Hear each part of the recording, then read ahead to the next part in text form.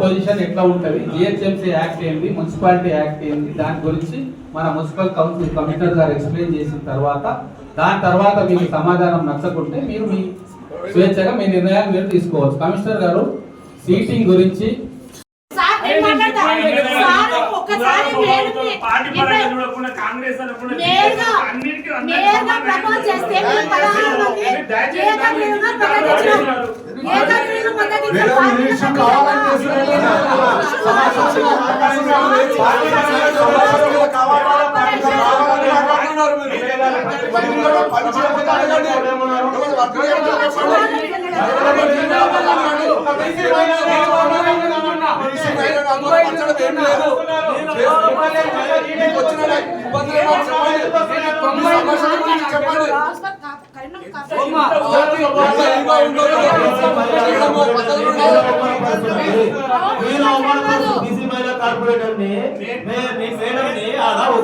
కూర్చోవాలి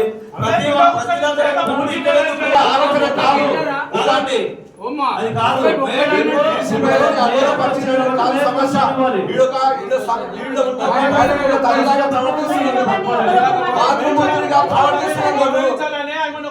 గౌరవిస్తున్నాం మేము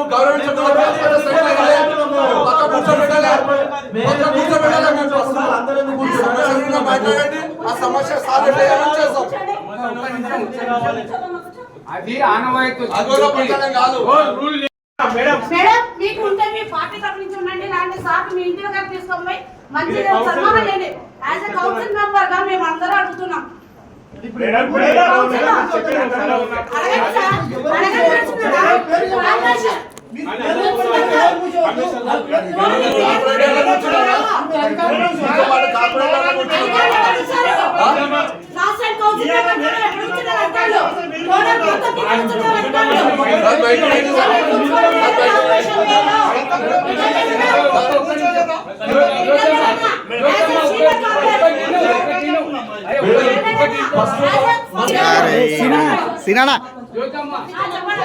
కూర్చొని మాట్లాడవచ్చు.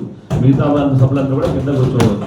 అది ఎక్కడ కూడా క్లారిటీగా మేయర్ ఒకటే కూర్చోవాలనేది ఎక్కడ చట్టంలో లేదు. నేను ఈ రోజు కూడా మా హెడ్ ఆఫీస్ లో మా వాళ్ళతో క్లారిఫికేషన్ తీసుకున్నాను. Mayor is the competent authority. Mayor గారు అలో చేసి పైన కూర్చొని మేము కూర్చొని నడుపుతామంటే నడపవచ్చు అని చెప్పారు. అదే విధంగా దాని ప్రకారమే ఇక్కడ నడుస్తుంది తప్ప వేరే లేదు.